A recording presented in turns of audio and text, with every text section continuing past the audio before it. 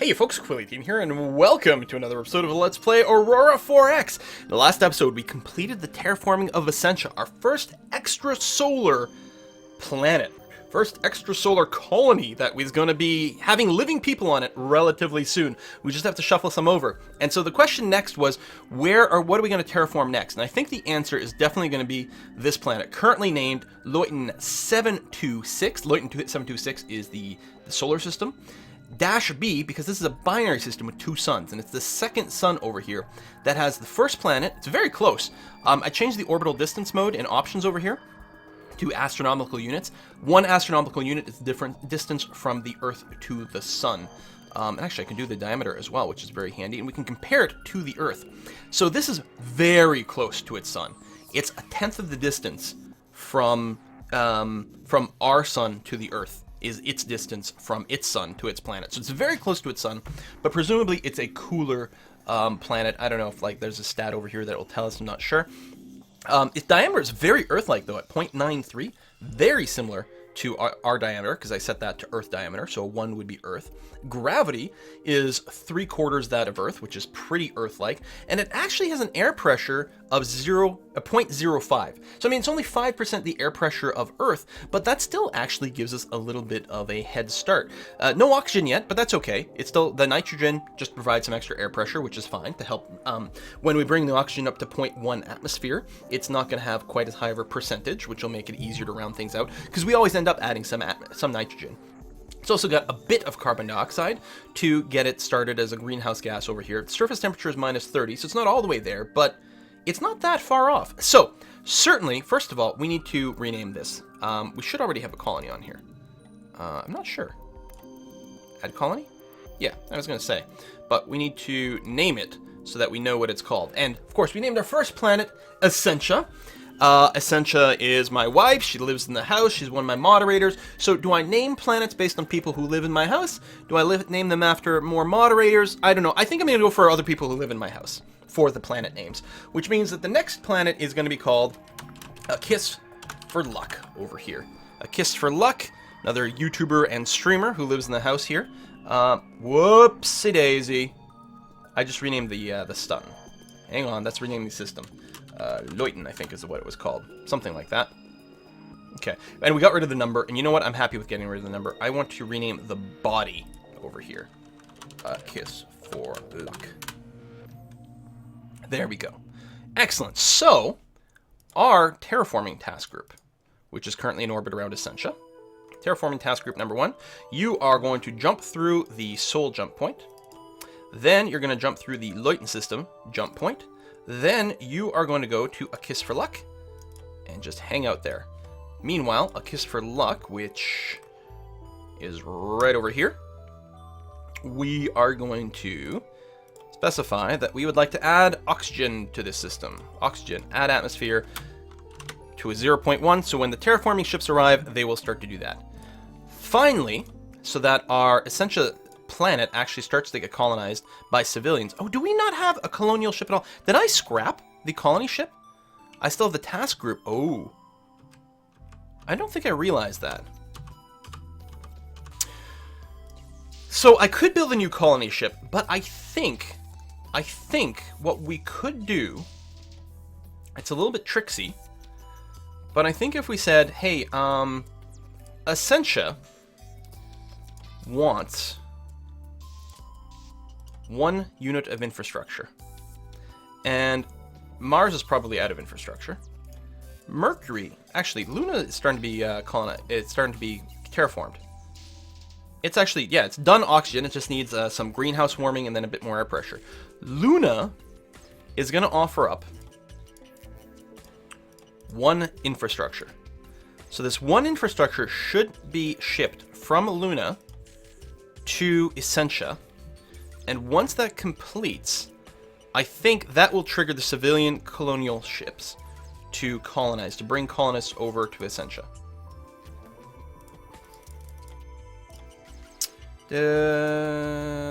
Cromlin have exhausted, civilian mining operations shut down, that's fine.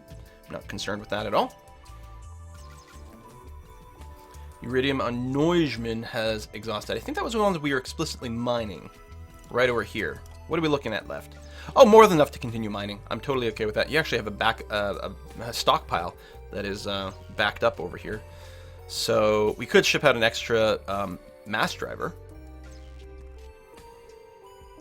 But no, it's going to be fine because now you're not producing enough. So this backlog is going to fall away over time. Okay, that's okay. We took a look at Essentia over here. Hey, we've got people! Actually, did it even get its infrastructure? Yeah, it does have one infrastructure and people. I think we had to do that. I'm not sure. Boom. I suppose I should have run out a test. I should have run out a few months with the suitability down to 0 to see if we need anything. Next planet. For a planet to kiss for luck, we'll see how it goes. So now I'll change this around and say, oh yeah, you know what? We actually didn't need this infrastructure. We also don't need automated mines. I set that up before we actually had people. We don't need automated mines, but I would actually like just some regular mines.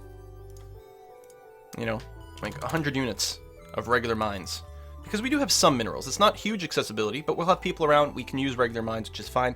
Not only that, but I'm going to want some factories over here. Some construction factories.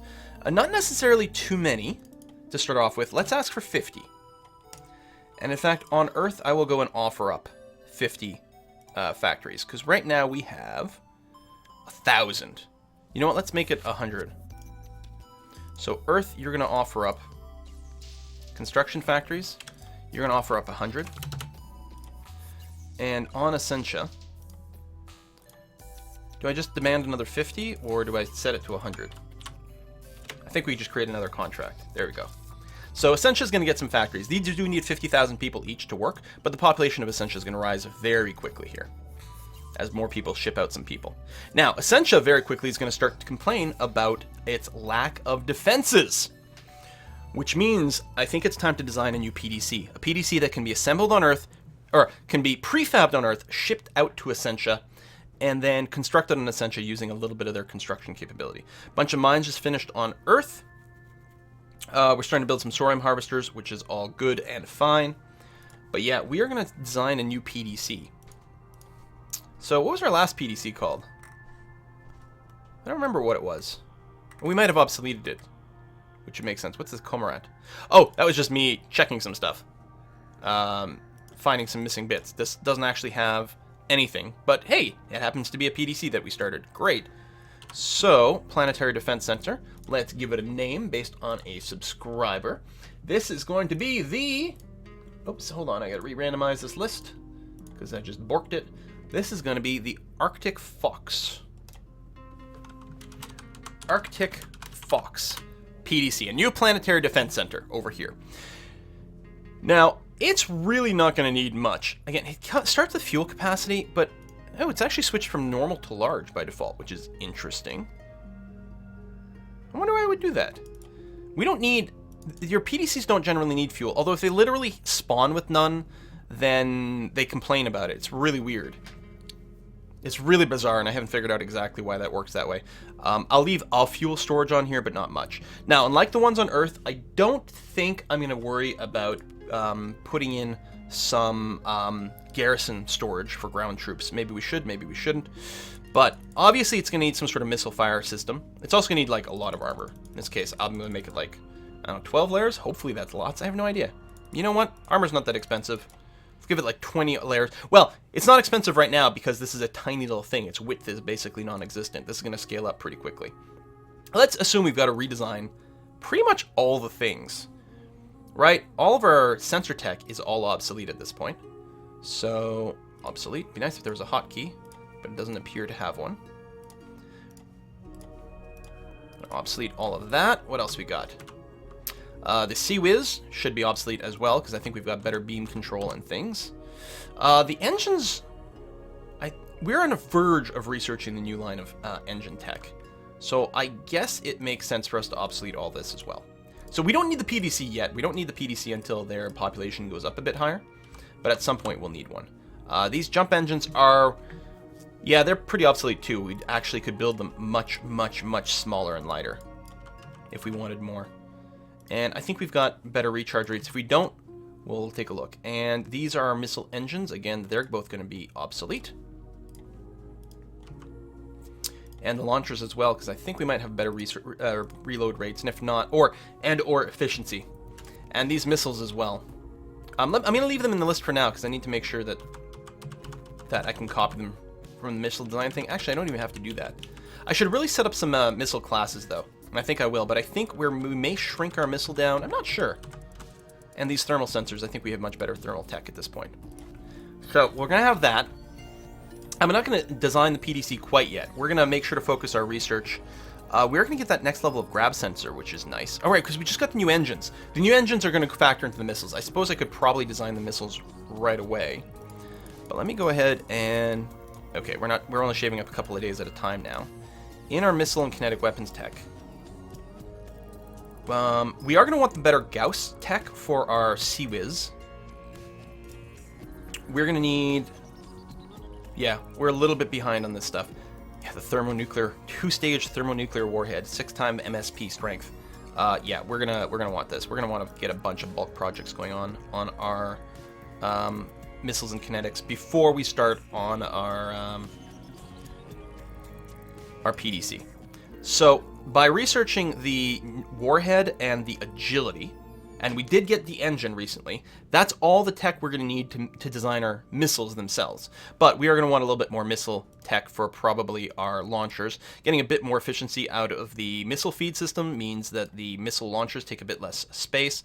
We probably want some higher reload rate as well.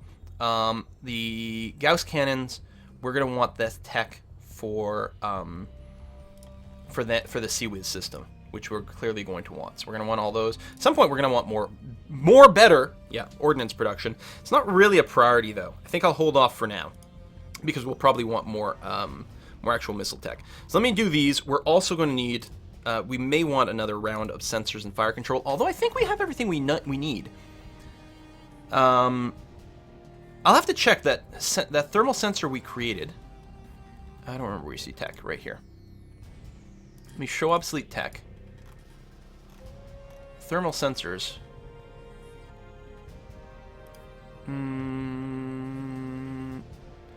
Okay, you were designed at sensitivity level 8 because it's 8 times. So like detection strength is 8 times the size. So that's what its research level was. So even if we don't get the next level of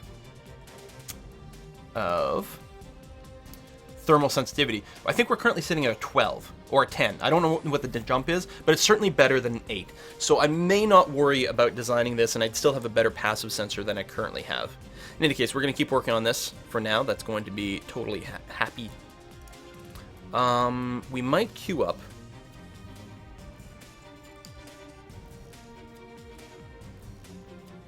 I don't know. Oh, we need the beam fire control range for our CWIS system, though. So we do need that queued. And then we probably want to get the next one after that as well. All right, let's go. I'm going to keep going in 30-day chunks. It's less efficient, but the turns are going so slow right now. Terraformer, task group number 1, finished its orders. Great, which means it is going to be sitting in orbit around a Kiss for Luck right over here. And starting to terraform that. Well, I should actually verify that terraforming rates are where I want it, and that oxygen is there. Let me just right-click over here. Good, very good. Terraforming quite quickly, adding oxygen in there, wonderful. Yeah, it's going to terraform super fast. It's just going to take it a year from now to finish 1 atmosphere. Really good. And at some point, we're going to scrap all of our existing PDCs and replace them with our new version. Okay, beam fire control range has increased. We've got our active grab sensor. Excellent. Do I want to queue up something else for the sensor dude after this? We're going to stay away from the 48. That's really intense. If we're going to improve our grab sensor, our active sensors more, it would be the extra sensitivity over here. But it's probably going to be fine. What I think I will do is the passive thermal sensor. And then after that, just the passive missile tracking time, which I don't think we actually have to incorporate into our designs. So that's going to be okay. Since we finished our active sensor, I think we could design our active sensors now. Yeah, because we're not researching another one of those. So we could go and start to consider our new active sensor design. And I'm still quite keen on designing sensors that have a resolution at about 2500 over here. I'm pretty comfortable with that. And then what kind of detection range are we ultimately looking for? So we're at 35 million kilometers. If we go to like size 10, we're finding things at not quite 500 million. I think I would be very comfortable if we had about a 1 billion kilometer range, which we're looking, there we go. So size 29 sensor, which is a little bit awkward, but it is smaller than our old ones, which means they're also lighter. This would let us find ships of up to size 2500 or larger at a range of 1 billion kilometers. And I think I'm happy with that range. So these are going to be Comac Electronics again, or what are we going to call this one? I'm going with a different company name. There's the Comac 94. I'll use the full username. Comac 94. Sensors. Inc. Nah, that's a dumb name. Industries. There. Just boring, but there it is. I guess I could suggest names a few times and see what kind of like footer it had. Active search sensor is fine. This is what we used before. It does lead to a relatively long name. I could shorten it to an ass. Or tell you what, active ship sensor, just to make sure that I distinguish it from the active missile sensor over here. So this one we're happy with designing in a vacuum. Presumably, I mean, we might end up with a bigger missile range, but I don't think we'd want to make this bigger at any point. And really, we're happy with very, very, very long range over there. We don't want to generate the missile fire control system until we know what our range on our missiles will be. Do I want to design our missile engine? I think the answer is yes. We're not researching anything that's going to change that. I should check power and propulsion, make sure there's nothing here that I'd want to modify. Wait, hold on.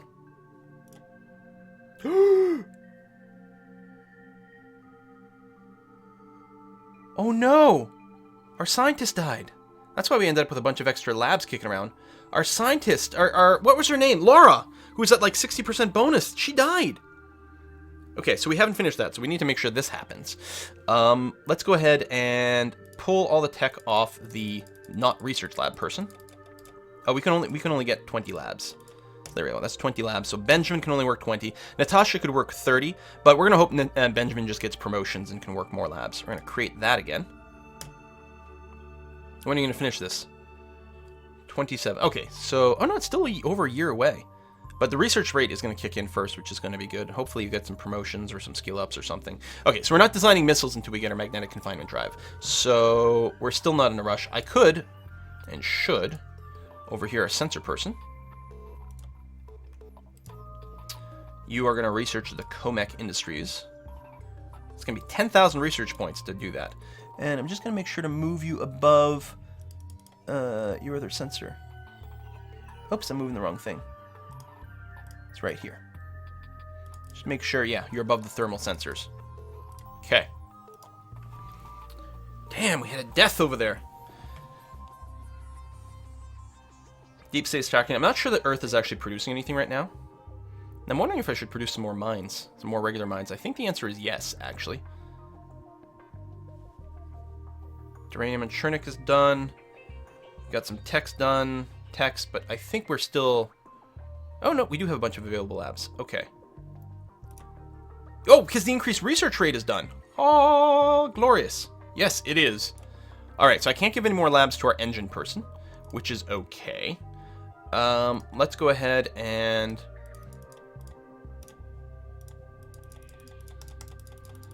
bring this down to like... Okay, that's diminishing kind of returns. It's pretty good. Is there something else we want to grab at this point? Another category? Construction and production? Probably not. Nothing we need too critically. I mean, more mining is always fine. Faster jump gates in the future might be okay. We could get more fuel production rate, which I guess is fine. Expand civilian economy. I don't know if that actually increases like our actual civilian stuff. It just increases the wealth. But you know what? We might ultimately want more money. It's not that big of a research project, but it doesn't help us get these new ships underway. Oh, what about defensive systems? Now, there's a great question. We still have Evie over here. We might want to get the laminate composite armor, actually. Yeah, that's only 20,000, so clearly... I mean, we're at the level where I'm gonna feel very comfortable having all the systems on my ship be sort of at least the 30 or 40,000 tech rate, and maybe slightly higher in a couple of different sections. So we're gonna do that. And if we are gonna use shields, we're gonna want more shield regeneration because that's a little bit low still. The cloaking and all those things isn't quite as critical. Thermal reaction. We might want to use theta shields. At 30,000, that's probably worth getting that level, if we're going to use any, which I'm not sure. We may or may not commit a bunch of labs to her. The PDCs I don't think are going to have shields. Because it should be, they're always going to be on a planet, so it's not going to be so difficult to repair them. All the minerals on Chernik has gone away, so the civilian mining's ended. Luna, unrest. Really? What's your population on Luna? So Earth is over 1 billion, Luna's closing in at 500 million, and yeah, a little bit of unrest because it's not feeling quite protected enough. Most of our PBV is coming from our fleet. I'm not going to build any more ships. I am going to build a new super PDC soon, but we're not quite there yet. Okay, the new missile agility finished. Or no, just started. It's the missile warhead strength that just finished. Okay, we're going to finish the missile agility for sure. Again, before we design our actual missiles, although we could design the missile engines a little bit before that. Oh! Geology team just finished. Did it find anything? Would have finished up here. And no, it didn't find anything. But that's okay. Zoom, zoom, zoom, zoom. Oops. Oh, that was last tick. Things have moved since then. So just click on the latest one to make sure we're centered correctly. Zoom, zoom, zoom. So it's this moon here that I can click on and get the production, the population, or the team. Well, you open the population so that you can find the team, which is over here. Again, they've got their own private shuttle, so we're going to disband the team. Cheaty, cheaty, sneaky, sneaky. Any other bits here we can train? You probably don't have minerals. No, you have some. Oh, but you're not worth... It's the moons I care about. So this will be next. You've got some minerals. And it would be quite nice if we could find... You're the surveyor officer at the fleet, but yeah, no, I'll still use you for the actual geology team. Ah, 145 rating. Hold on.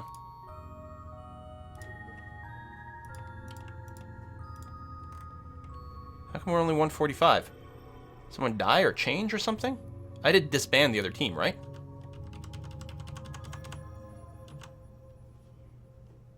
Whoops, that's interesting. Hang on. Let me just take a day. Make sure I'm not getting the event anymore to say that they're done. No. Okay, I did disband them, so now I'm a little confused as to why our rating went down. Maybe someone retired or died or something and I hadn't noticed. That would be a real shame, because we are trying to train them up, but that's okay. Teams. Geology. 3, 4, 5. Create team. Oh, 178. I must have grabbed the wrong people, or this list hadn't refreshed properly. There we go. 178. That's the sort of numbers we're looking for.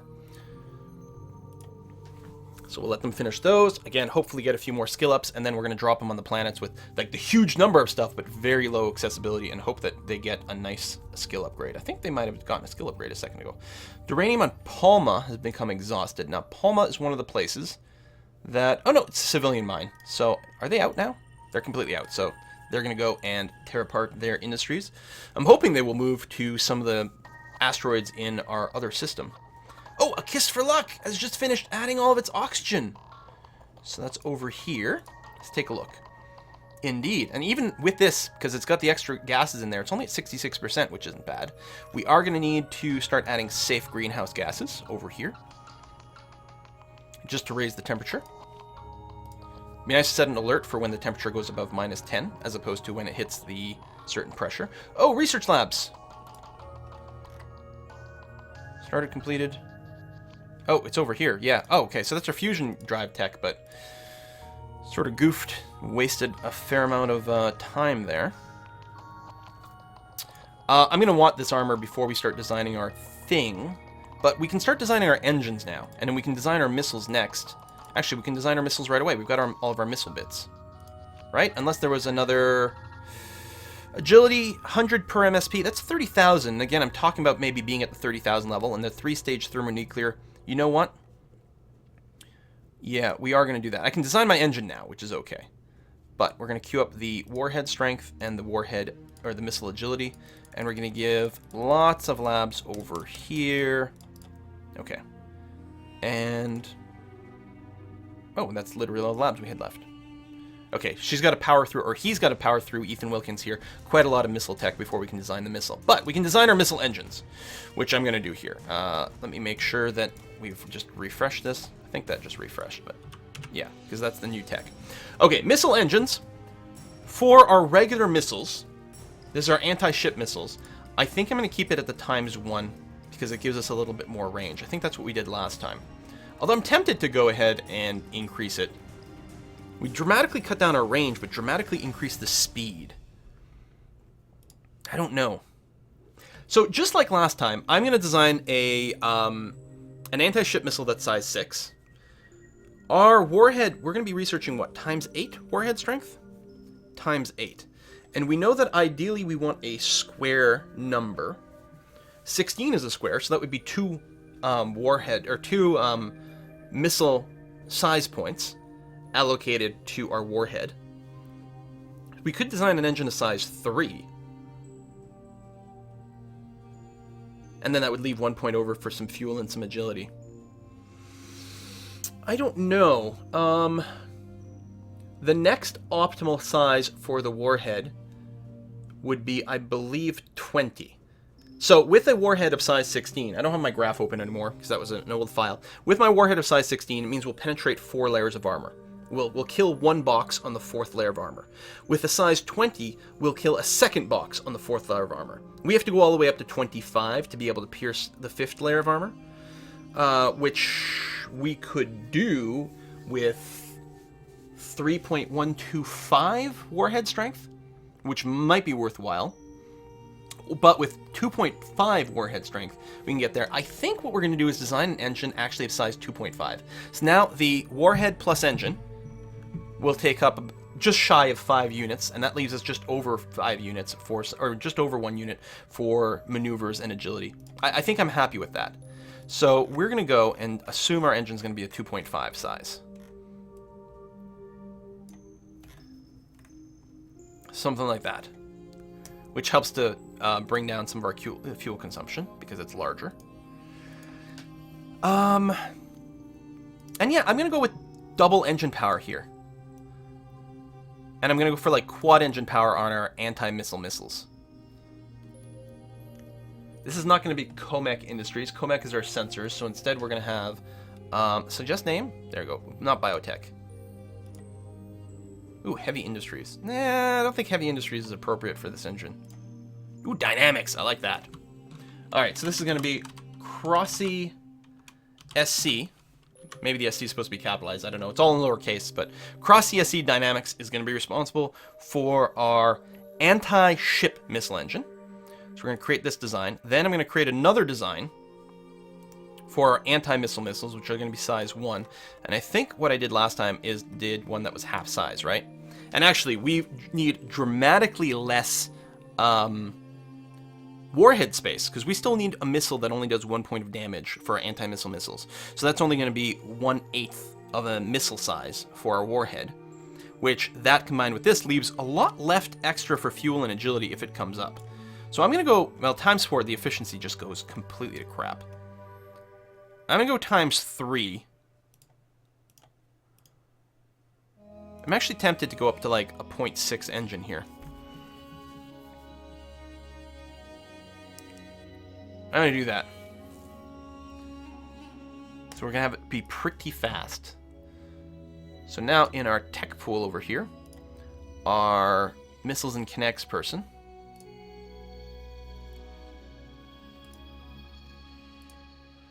Oh no, sorry, it's power and propulsion. Let me take a couple labs away over here. 1, 2, 3.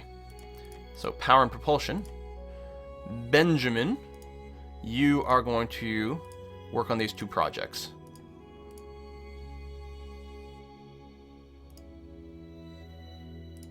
There we go. Then after that, I don't particularly care what you work on. Actually, I won't even give you a job. That way the labs will just come out idle. I'm just going to go 5-day chunks because this will go really fast. Rising temperature. There is melting ice caps on A Kiss for Luck, which I think is ultimately going to be good for us. I think it lowers the albedo or whatever of the planet, which means it'll actually heat up a bit more. Okay, engines. That's it. You're still using the labs though, right? Yep. Oh, no more rocks. Okay, so our geological survey team did not find anything over on this moon. So teams, select you, disband you.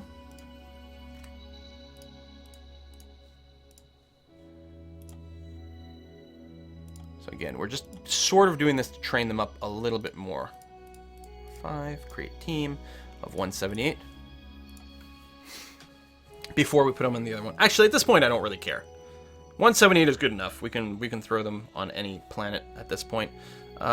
Research, tracking time, so no idle labs. Nope, 3 available labs. Oh, because we also finished the missile engine design. Excellent. I'm going to go and... Oh, that's only 1 day at a time. That's hardly much of a difference.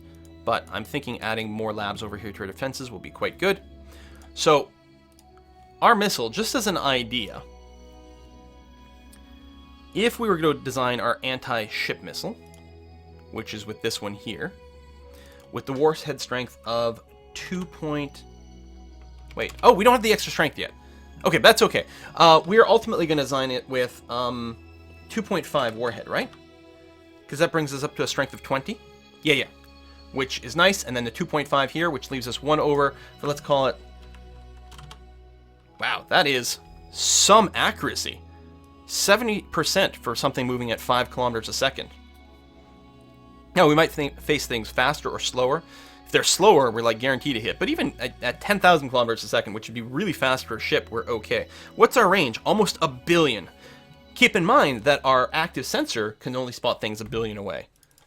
We can actually probably very comfortably sacrifice a bit more fuel here to add a little bit more agility. So now we're talking about 700 million kilometers, so 0.7 billion kilometers, which is, still just a little bit shy of our actual sensor range. And, we might, for whatever reason, not be able to spot things at full range because of things. I'm happy about that. Now, this is not the missile we're going to design because we don't have the new warhead strength in here yet. But the speed should all be the same. So we have our anti-ship missiles are now moving at 20,000 kilometers a second. These are fast. And this is the reason they have so much accuracy, is because they move so fast. So fast. Well, I'm going to split the difference here. Something like this. 5. There we go. 750 million. I'm going to be pretty happy with that, I think. We will have to create some series and assign these things to it, but let's wait on that. So again, I do need the new warheads, which I think right now it's researching the missile, the magazine tech, which is not necessarily the order that we wanted it, but it doesn't matter. Ultimately, we're going to need all of these things. Although, if I did finish the missiles design first, then we could start producing missiles ahead of time, and that would be pretty nice. All right, well, we're going to put a cut in here. I'm going to be really excited for these weapons. Oh, well, actually, we could take a look at what our anti-missile design might look like. So we know that our warhead strength is going to be 0.125. Right now, that gives us a damage of 0, but it will give us a damage of 1, which is what we're looking for. And our engine weighs 0.6. So for fuel, we really don't need much fuel at all. It's sitting somewhere around there. Let's call the agility something like 0.2. Look at the hit chances. Now, I don't know if there's a way to get the display. I want to see the hit chance against something that goes at 20 kilometers a second. And I can't... I don't see a toggle for that, which is a little bit annoying because we'd certainly like to see those stats. But presumably it's pretty good. I think it's about half for each one. Yeah, that seems to be it. So if something's moving at 20 kilometers a second, we'll still have a 70% chance to hit, which is pretty darn good.